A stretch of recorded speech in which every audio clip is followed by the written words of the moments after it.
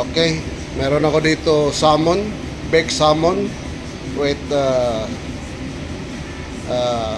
dried dill and soy sauce and lemon juice, right there. So big style Asian salmon. So ipaplato ko na. Bale 5 sila. Mga big pescatarian mga ito eh. Pescatarian.